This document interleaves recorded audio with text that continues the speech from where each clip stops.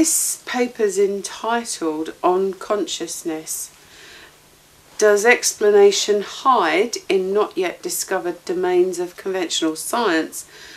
Does it need concepts which go beyond present-day scientific research, i.e. divine intelligence? So she says, greetings, I'm sending this in absentia to be read out at the CSDI. I cannot be there in person this year, but am contributing this instead. My topic today will be on consciousness. The argument I am exploring is whereas an explanation hides in not yet discovered domains of conventional science, or does it need concepts which go beyond present-day scientific research? One may wonder what has consciousness to do with the theme of divine presence. This I can explain with a simple hypothesis that we are wondrous beings, a spark of the divine, as many religions tell, and as many of us feel intuitively, regardless if we believe in a personal God or practice any religion. The same contents of a union with the divine are felt in such complex feelings and conscious experiences as love, compassion, candlelights, music. I personally have three kinds of view on the phenomenon of consciousness: an intuitive, a first-person experiential, and a possible scientific explanation of this higher brain function as an emergent property. I will first reveal these three views. The first view, the intuitive. What could consciousness be?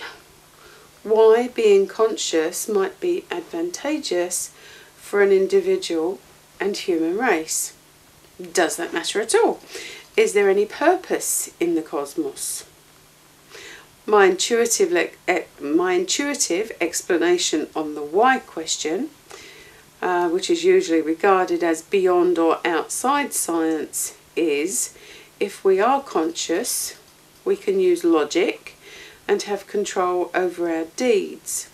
Therefore, we also develop ethics and treat others with compassion. To question on what the physical nature of this phenomenon may be, I imagine consciousness could resemble standing waves in physics. The second view, the experiential. We humans, as all mammals, have emotions and awareness of the surroundings. While only some primates and humans feel as an agent who is performing the acts, doing the thinking, or seeing himself in the mirror, from which we derive what we know who is the agent, like ourself, the core, the command centre. Mostly we feel the centre of our brains together with the heart are directing our emotions, responses and thoughts. We feel to direct our deeds to have at least some free will. But does such a core processor exist in existence?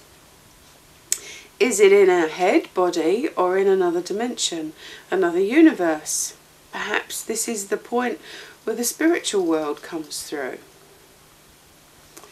The third view, what does science say? Well, from my own research, I cannot say much as yet from my own scientific work on proteins and their regular aggregates such as prions or amyloids. One can suspect, though, that macromolecules with complex structures, usually repetitive and elongated, could have special biophysical properties.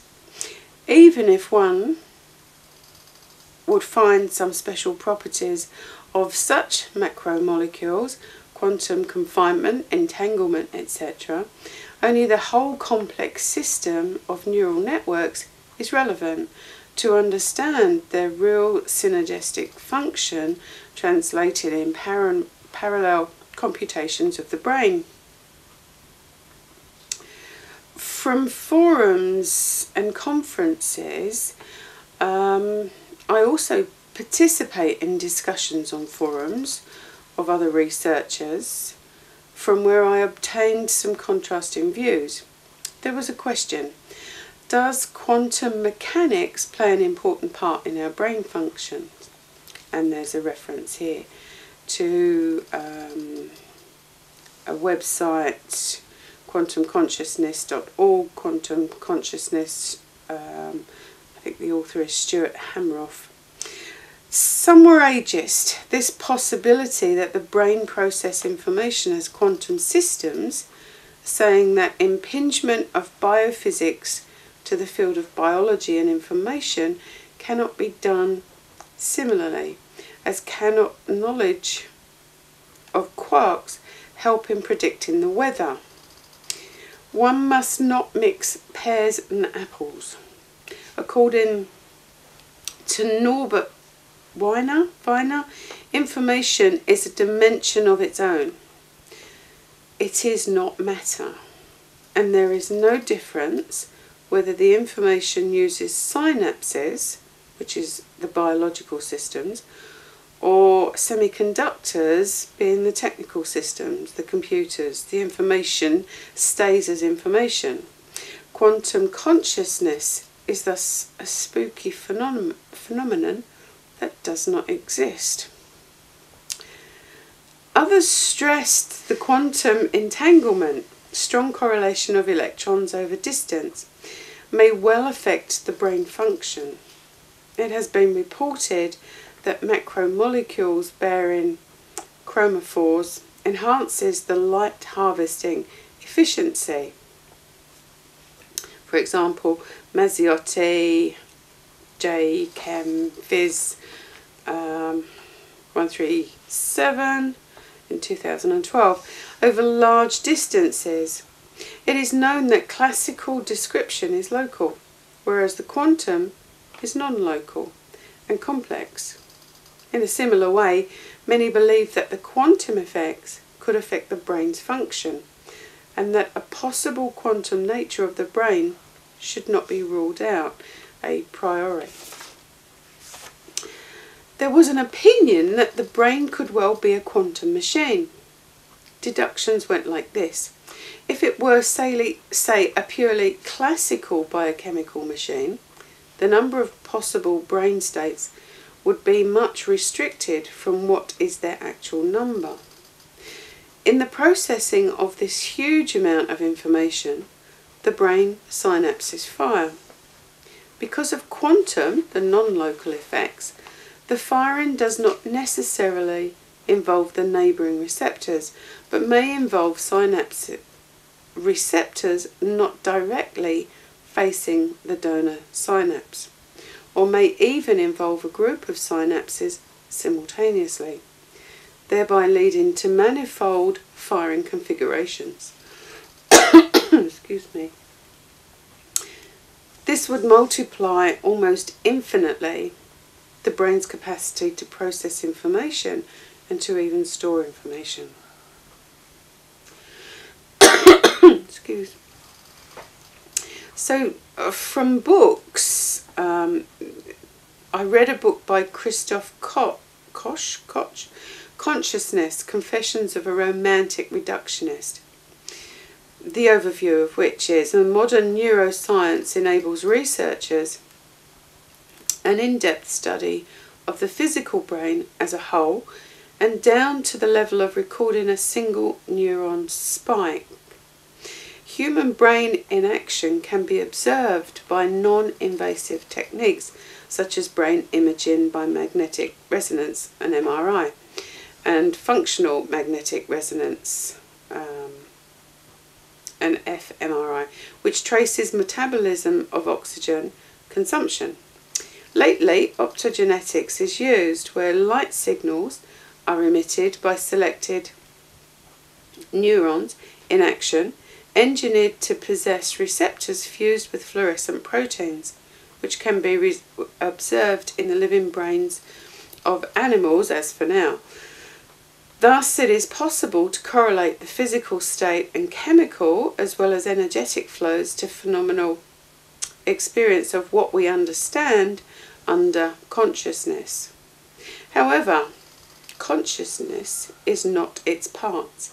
It is not purely visual or semantic information.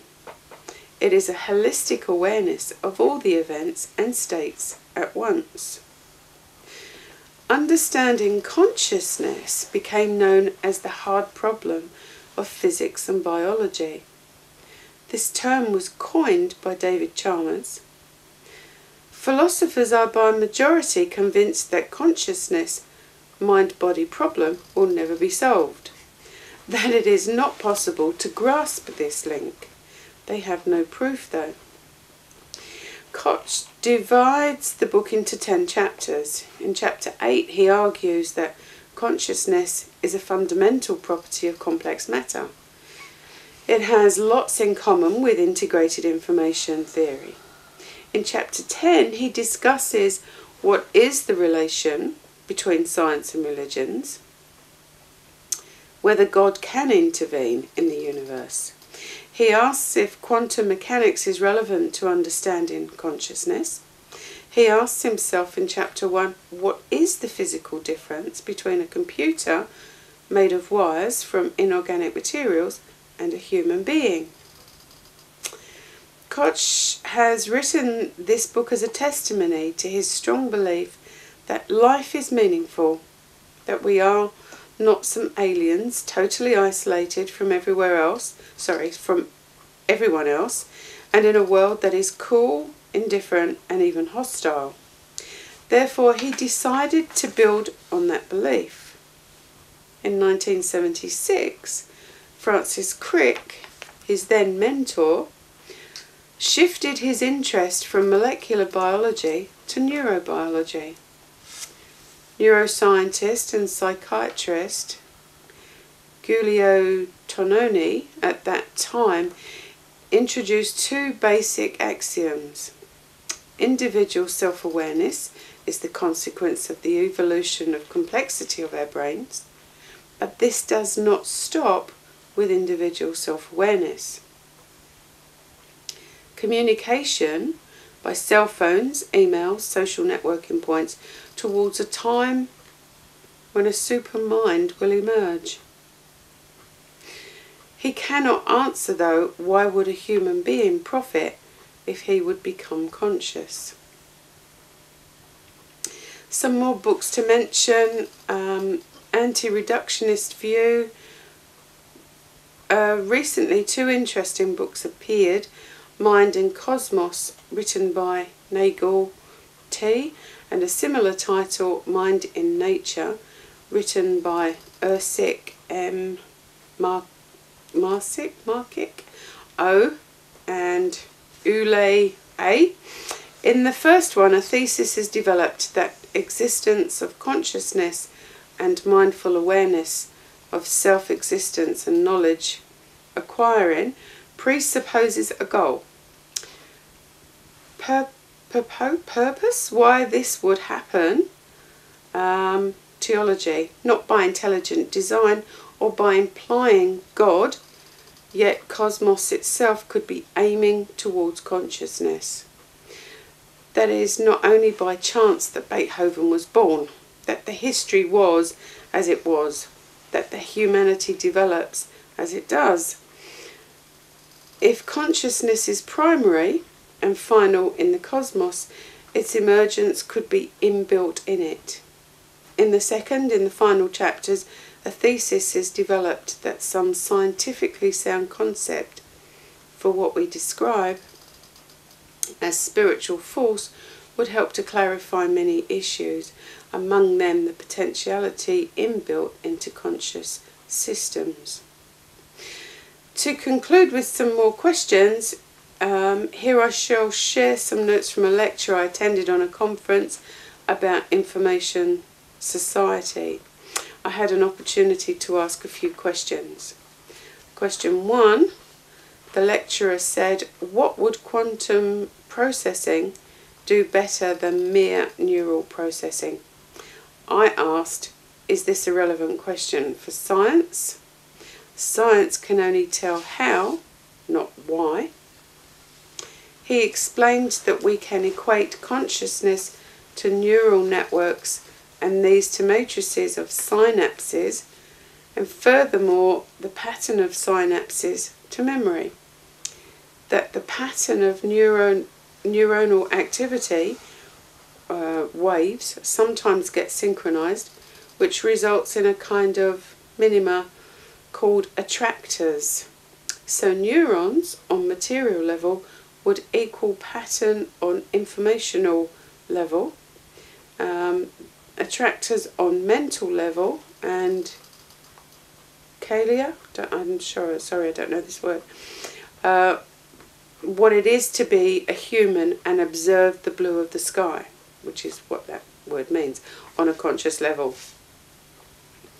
Question 2, my second question was if the attractors and holographic pictures contain energy. The answer was that sure. All information bears some energy. Question 3, if our brain produces holographic picture and inside the brain there's no light, how is that possible? Usually holograms result after some pattern is illuminated by lasers. We did not discuss spreading of information by quantum entanglement or coherence.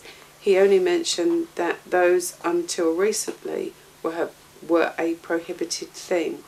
No one believed they could occur in macroscopic systems such as the biological brain.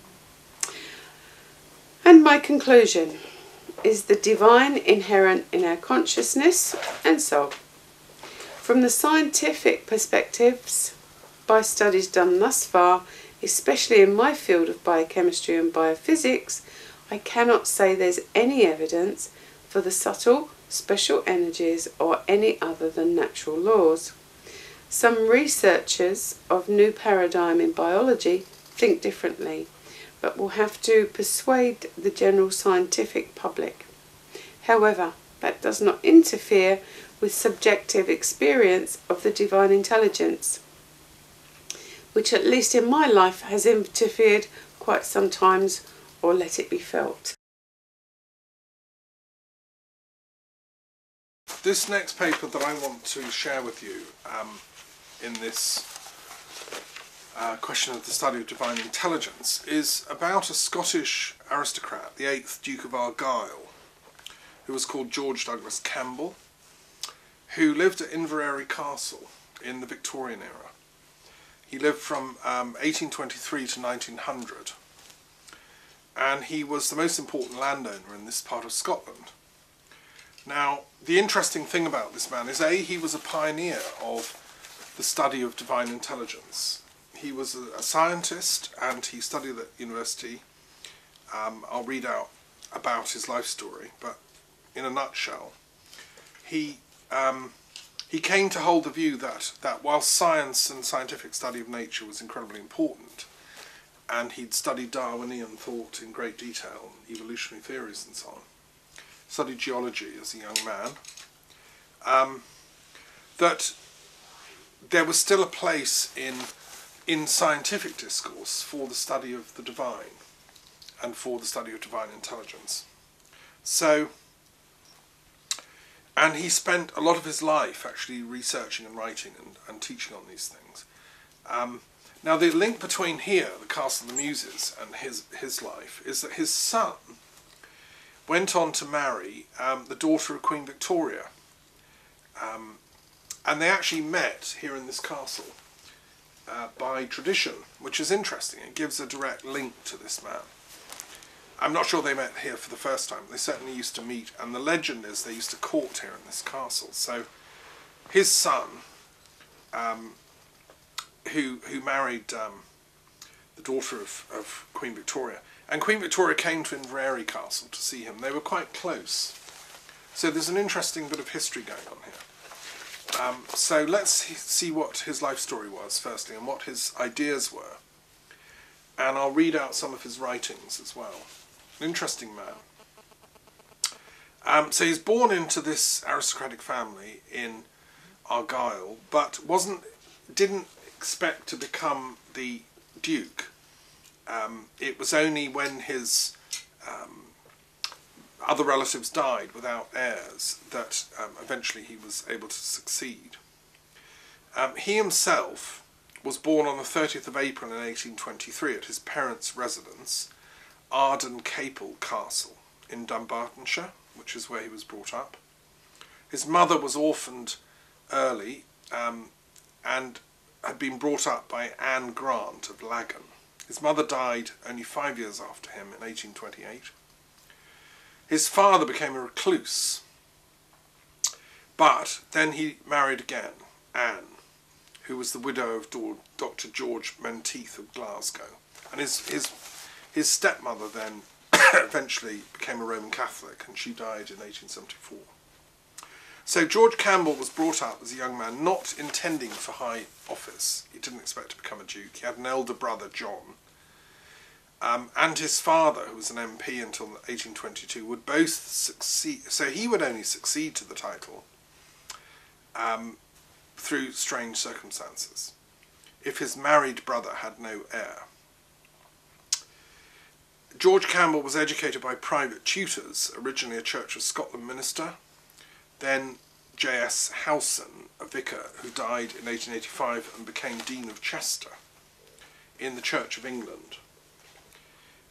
He was a confident boy who was brought up on his own with private tuition, and he also was able to explore nature and wildlife. He had a very deep love of wildlife and nature, and he became a poet and an artist. He loved the Highlands and became very interested in birds. He became an ornithologist and a geologist.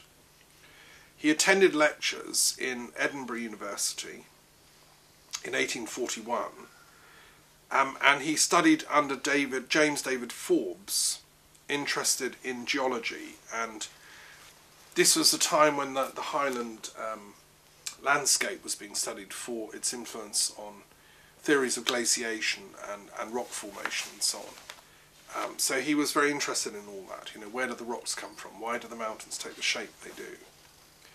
In 1837, Campbell's elder brother died, and in 1839, his uncle, the 6th Duke, died childless. So his father became the 7th Duke of Argyll, and now his status was transformed. He became the Marquess of Lorne, an heir to the dukedom. So for a time he was just, you know, in the running to succeed, whilst his father played an active role in politics. In 1844 he married Lady Elizabeth, the daughter of the Duke of Sutherland, and so his mother-in-law was the Mistress of the Robes and a leading political hostess in London, and played an important role in managing his entry into public life. So then he himself inherited and became the 8th Duke in 1847. He'd been very interested in politics. He'd read in his father's library the political speeches of William Pitt the Younger, of whom our current Secretary of Foreign Affairs, William Hague, has written a biography. And he identified with Robert Peel as a political figure, which is a kind of liberal, a conservative liberal, if you want. He'd support this coalition if he was around at the moment. He was on the liberal wing of politics, this man, which is interesting. He established himself in Westminster politics. He gave a brilliant opening speech favouring the removal of Jewish disabilities to enable Jews to become parliamentarians and to take off their disabilities. And he gave, you know, he became quite a figure in Parliament. And there's a picture of him that he was the youngest peer who ever took part in public affairs. He had some talent, lots of confidence. He was a diminutive figure with an affected style of dress and long red hair loose over his shoulders. A deep, sonorous voice capable of great rhetorical power. There's nothing to prevent this young man rising to a very high position. And then after one speech, Bruffham, who was a very important figure in British politics at the time, clapped him on his back and said, "Well crowed, little Highland cock." Sort of, you know, I suppose it's a compliment. Anyway, by that time, by the age of 27, he was well known. In 1851, he was elected a member of the Royal Society, which is the body of scientists in Britain, and then became Chancellor of the University of St Andrews. We just had St Andrews Day yesterday, so big thing in Scotland, 30th of November. And that's traditionally where St Andrews' body was brought. He became Chancellor. Then he became Lord Privy Seal in Lord Aberdeen's coalition government in 1852, with the special task of defending the government's policies in a predominantly Tory House of Lords. In other words, he was in a Liberal government. Lord Aberdeen was a Liberal. Argyll was thus in cabinet, but didn't really have much power. He wasn't a minister. He was Lord Privy Seal, which is a more constitutional kind of position. And this was often something that came up in his career. He rose to quite high office, but I suppose he never had actual much power. It's a paradox, right? But that probably left him time for scholarship, so it's not a bad thing. He saw how, you know, the movers and shakers of society. Became very close friends with Gladstone, who was Prime Minister. He knew Queen Victoria. She came to visit him. That's why his son married her daughter, for God's sake. But and what's interesting, by the way, is Queen Victoria herself was quite a liberal politically. Liberal meant somebody that believed in science, in knowledge, in education, in extending the vote, in empowerment of all classes of society, in progress, that old Victorian idea of progress, right? It was a liberal empire, Pax Britannica at its best, that Argyll subscribed to, as did the Queen. He then he watched from the sidelines in high politics. Big events happened. He was on the sidelines. And the Crimean War, for instance, he wrote a paper called The Diplomatic History of the Eastern Question, published in 1854. And he was thinking a lot about international relations and international politics without really being able to do much about it. During the American Civil War, which kicked off in the 1860s, he was a very strong supporter of the North and of Lincoln. As a liberal, he believed in the enfranchisement, of the slaves and liberty for the slaves. So he was putting all his weight in British politics against the people that supported the South, because there were voices that were pro the South, keeping the old system going. Even though Britain had got rid of its slaves, there were some arch Tories who thought slavery was actually quite a good thing, and why shouldn't the South do it? He was of a voice on the progressive front that said it was abhorrent and should go. And he was influential. He met Harriet Beecher Stowe when she came to London, who was an American campaigner against slavery. And with Lord John Russell, he was the strongest opponent of sympathy or assistance going to the Confederacy. And he argued that we shouldn't allow the gunship Alabama, which had been built in England and sold to the Confederacy, to use British ports, arguing it should have been detained. So he took quite a strong policy there, and I'm sure Obama and the current administration in the States, would be mindful of that voice. He became very interested in India because he was serving as Secretary of State for India from 1868 to 1874, which meant that he was responsible for the whole British administration in India. And I think that fits in with his interest in spirituality. This is a man who'd been Chancellor of the University. India was an amazing experience, I think, for the British that were there, learning about their religions and paths. And, it must have been a real learning experience for him to be given that post. What I'm not sure is whether I don't think he actually went to India, because I think in those days the Secretary of State for India was based in Whitehall. I've seen no evidence that he actually visited India, which is a shame, and I'm still researching that. He was very close friends with Gladstone, and who became the most important Liberal voice in British politics and served as Prime Minister for many years. He also, I suppose he supported minority voices. He supported the Christians in the Balkans when they were being attacked by the Turks. So we had a visitor from the Armenian people here at the castle earlier this year, and talking about the Turks oppressing the Armenians with the genocide and so on. All that kind of... In fact, he specifically spoke out about the oppression of Armenians in the Turkish Empire. Anyway, his life was split between London and back home at Inverary Castle. He was the largest landowner in the whole of the west of Scotland, owning 175,000 acres. And he ran the estate as a kind of, a beneficent project.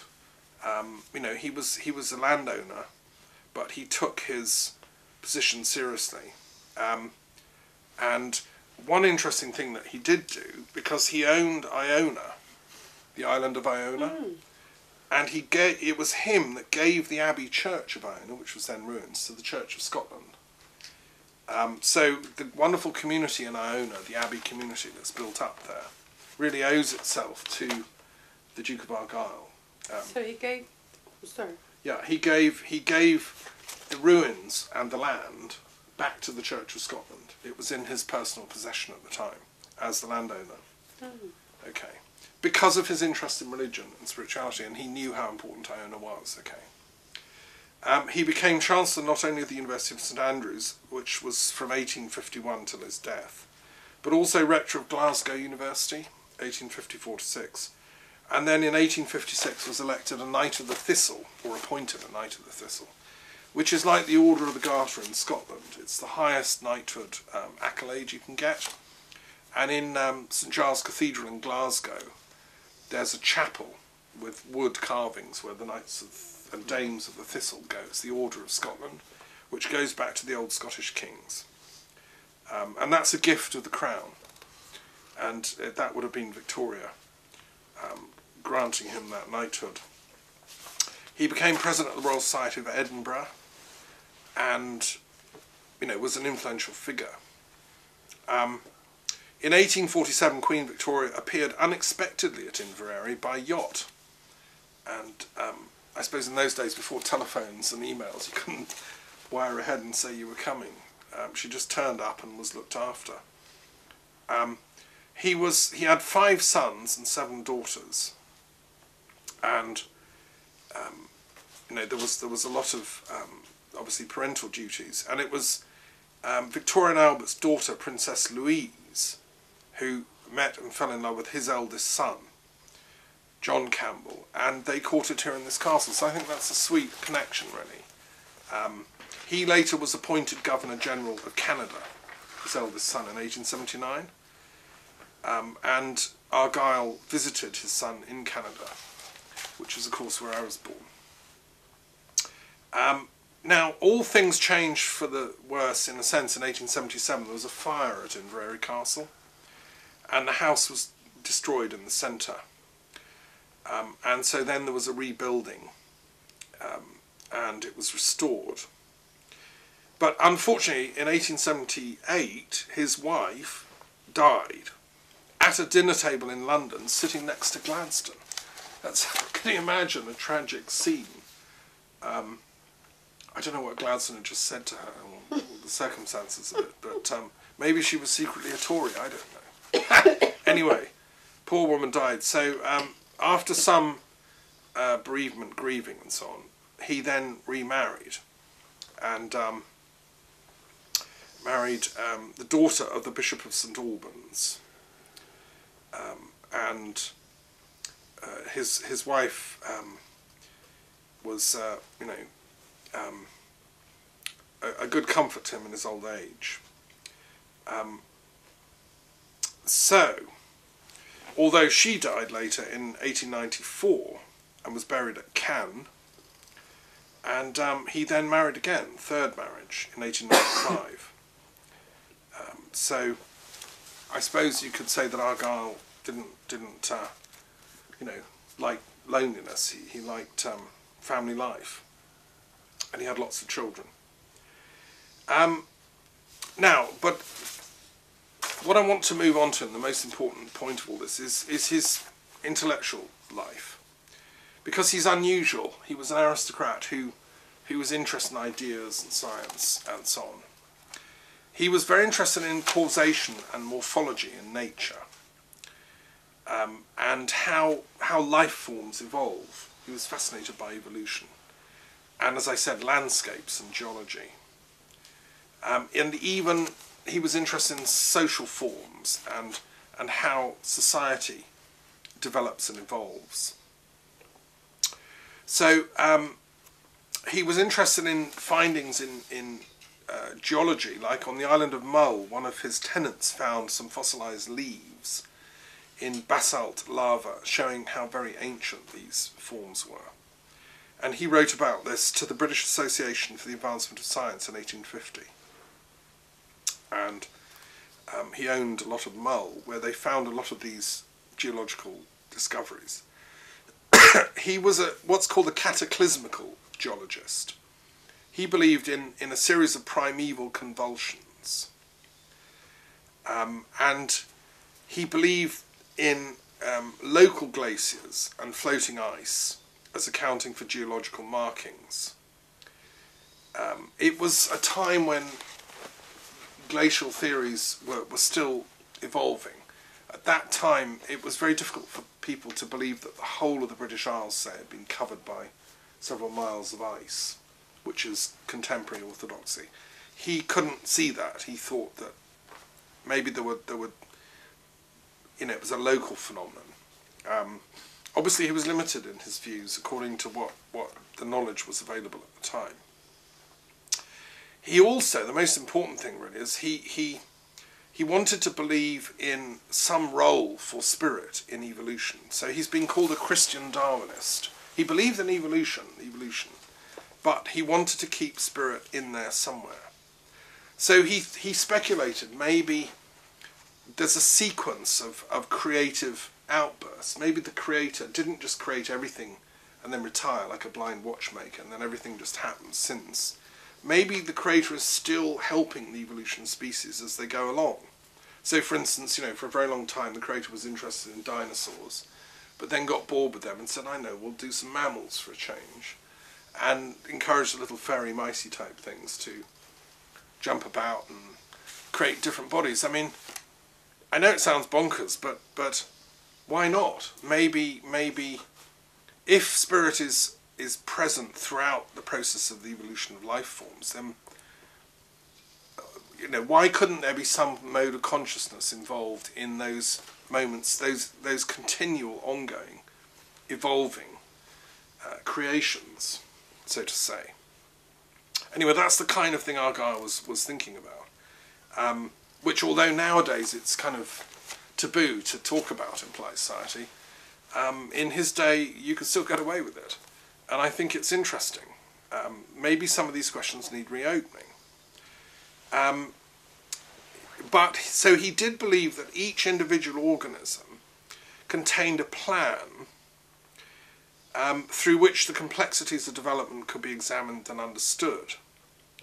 So, and this is the kind of thing that Rupert Sheldrake talks about in his biological theories. There's a morphogenetic field which codes the structure of each biological organism, but is itself an immaterial field. It's like an information field. And then the body coalesces within that field. It's interesting, the paper we had about the Parapics talks about information fields. I'm sure that Argyll would be thinking along those lines too.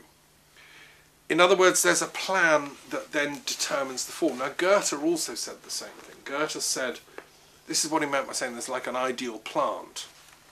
And then, so evolution comes from the mental world, so to say, and then comes down into the material world.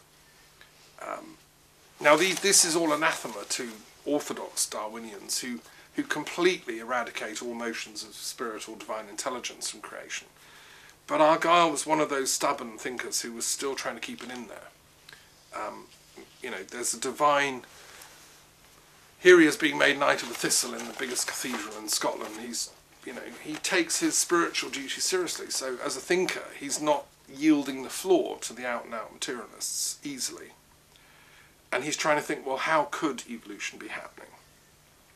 He also believed in the special creation of the human body and soul. There's something unique happens when humans come onto the planet. And there is a soul element, there's a spiritual element, which is exactly what A.R. Wallace said, who was Darwin's co-discoverer of the theory of natural selection, an evolutionary theory of natural selection, because Wallace came from the same position that whilst you can maybe use natural selection to explain physical bodies' evolution and forms of animals, you can't use it to explain all the higher developments of man, like compassion, altruism, love, religious experience, paranormal experience, telepathy, higher forms of cognition and so on. They need another explanation. And Wallace had gone to lots of seances, and because don't forget the Victorian era, when Argyll was around, was one of exploring spirituality. The Society for Psychical Research was being founded at that time. And you know, there's a lot of interest in scientifically trying to explain the supernatural. And Argyll was interested in defending the X factor in the human being, which is the soul factor, and saying that no, that's a special creation. Now, I'd love to have sat down with him around the fire and chatted about how he thought the divine intelligence did that special creation of the human soul. He must have had views on that. But, you know, exactly what is a matter of, you know, one can't recapture. One thing I should say about Argyll is that he was a biblically learned man and a Christian, but obviously of a liberal variety. But every day in the castle at Inverary, he started the day with a reading from the Bible and some prayers. The whole household used to gather, his children, wife, whatever. So they, you know, he believed that spirituality should infuse your everyday life as well. So he also believed that progress and evolution, as it goes along, is planned and directed by mind, in quotes. So that's the bit that orthodox neo-Darwinian materialism leaves out. There is no mind. There is no divine intelligence. There's directing the whole show. Well, Argyll was definitely on the side of no, there is. There's mind. There's cosmic mind directing it. So he clashed with Darwin and T.H. Huxley publicly. You know, as an elder statesman, he was prepared, and he wrote a number of books. He also then looked at economics, and what's I think very interesting is he wrote a book called Unseen Foundations of Society, an examination of the fallacies and failure of economic science due to neglected elements, in 1893. I haven't yet studied it, I will. It's very interesting because what I think he was saying in here is that Darwin's theories of natural evolutionary processes which are not directed by any kind of mind or intelligence fitted Marx's theories. Marx dedicated Das Kapital to Darwin. Marx believed that social systems and economics evolve through, if you want, natural selection, through like a rigid, mechanical, scientific evolutionary process. And God help you if you get in the way. And this is what gave Stalin and Mao and the tyrants of Marxism in practice their strength, because they believed they were following the rigid laws of nature, natural processes at work. What Argyll was saying is, no, if you put spirituality back into economics, the neglected factors of human society, like altruism, as Kropotkin was saying at the time, like cooperation, like love, You know, why do parents and children and families work as an economic unit? Because there's love at the root of it. Why do friendships work? You give gifts to people. There's a new discovery in economics that the gift is the most ancient form of economic interaction. It still accounts for most wealth on the planet. People give things to each other. That's if you want, you know, Christianity in action. That's love in action. That's what our guy was trying to say. If we're going to have an authentic economics, we have to get rid of this idea that it all goes on blindly by chance like clockwork without any soul. You know, so that's why I think his voice is worth resurrecting. And he criticised the so-called classical economic theory, which rules all that out. It says that no, people are selfish.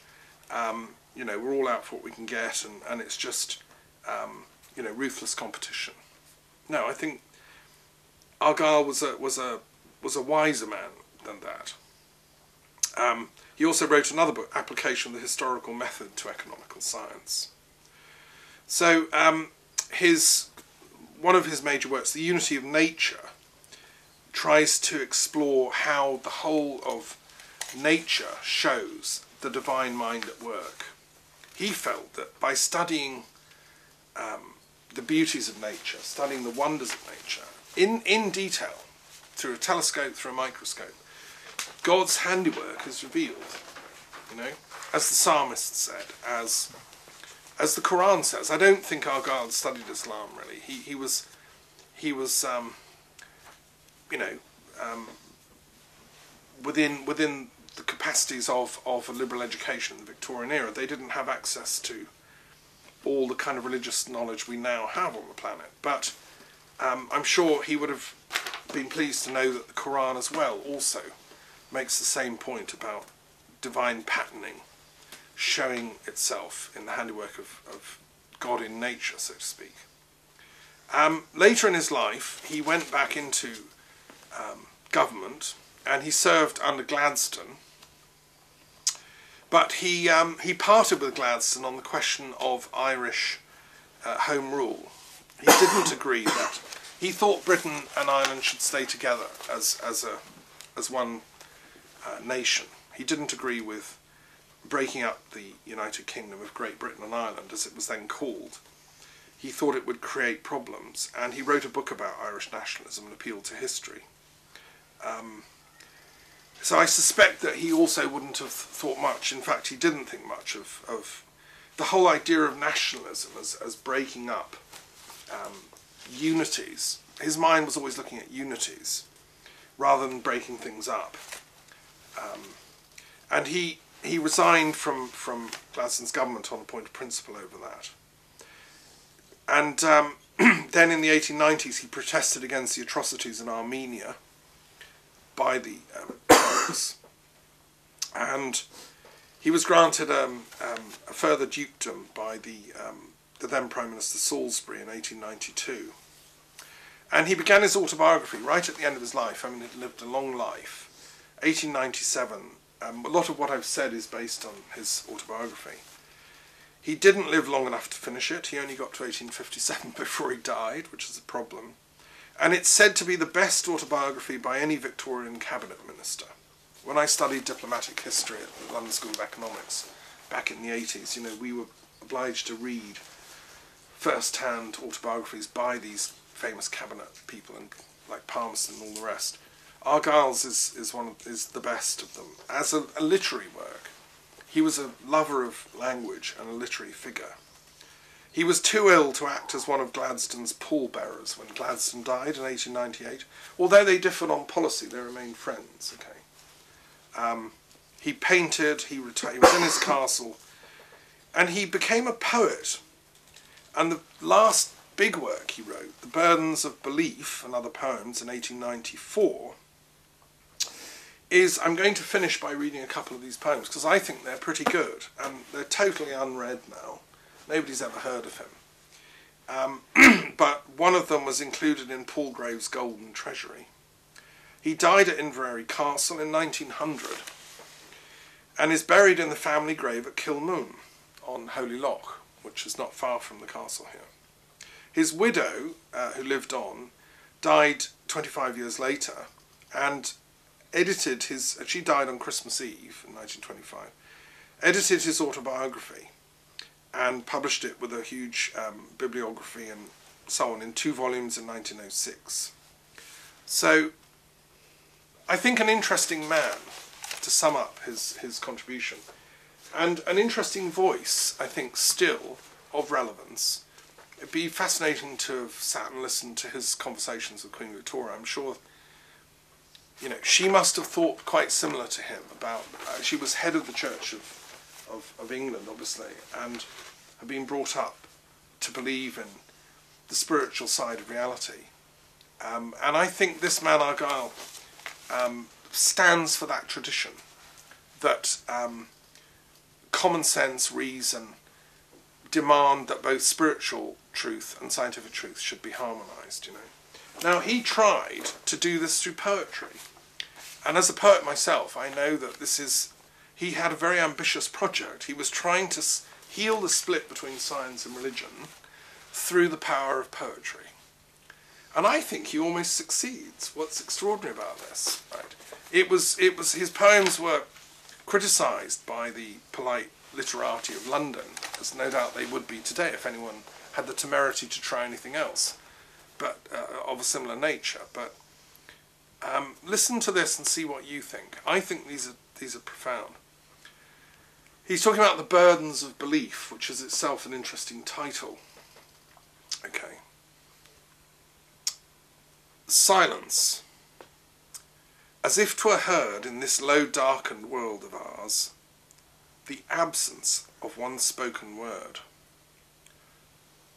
Through all our waiting hours, 'tis this that wakes our cry. The weary, vanquished, cry to hear some voice speaking from on high, some help to draw us near to nature's living soul, and from her sealed lips to draw the secret of her mystic scroll, of order and of law. Responding as she may to him who, digging deeply, delves, she leaves us, but at close of day.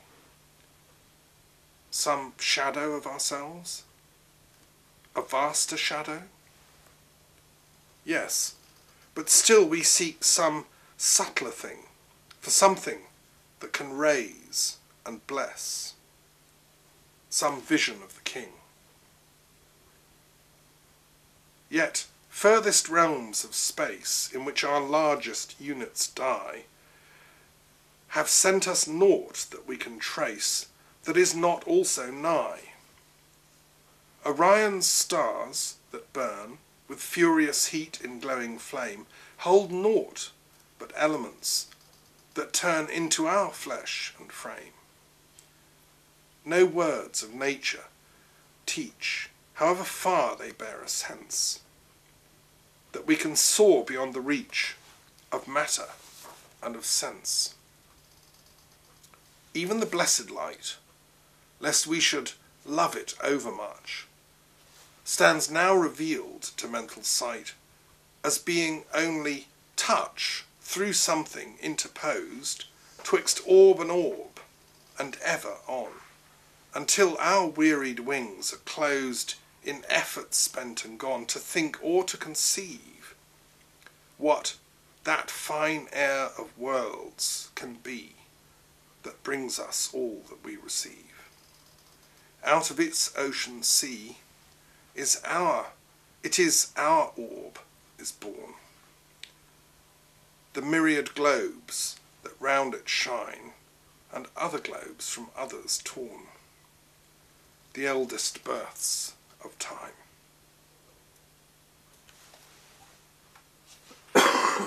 I think these are interesting poems, just from a kind of literary perspective. There's a depth to them, a sonority, and he was trying to work out how existence, as we see it and as revealed by nature and by science, you know, what does it mean? Where does it all come from?